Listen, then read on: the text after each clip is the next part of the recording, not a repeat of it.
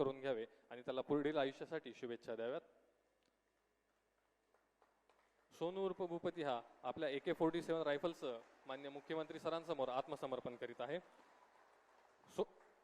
हा मागील 40 वर्षांपासून माओवादी संघटनेमध्ये कार्यरत होता.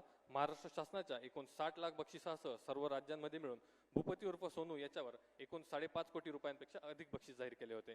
आत्मसमर्पणानंतर पुनर्वसनासाठी केंद्र व राज्य शासनाकडून याला एकूण 25 लाख रुपये बक्षीस म्हणून मिळणार आहेत.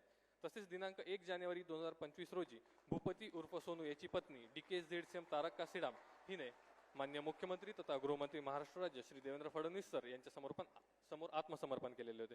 मान्य मुख्यमंत्री तथा गृहमंत्री महाराष्ट्र राज्य श्री देवेंद्र फडणवीस सर यांच्या प्रयत्नांमुळेच इतक्या मोठ्या प्रमाणावर मार्ग भरकटलेले माओवादी सदस्य आत्मसमर्पण करून ते लोकशाहीच्या मुख्य प्रवाहामध्ये सामील होत आहेत व त्यांचे जीवन सुखकर होत आहे. याबद्दल आजच्या या कार्यक्रम प्रसंगी सोनू उर्फ भूपती याची पत्नी तारक्का सीडाम यांच्याकडून मान्य मुख्यमंत्री सरांना पुष्पगुच्छ देऊन त्यांचे आभार व्यक्त केले जात आहेत.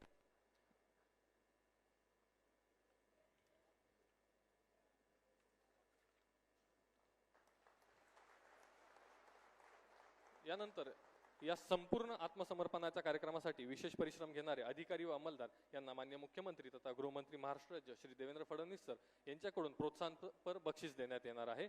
मी मान्य सरांना विनंती करतो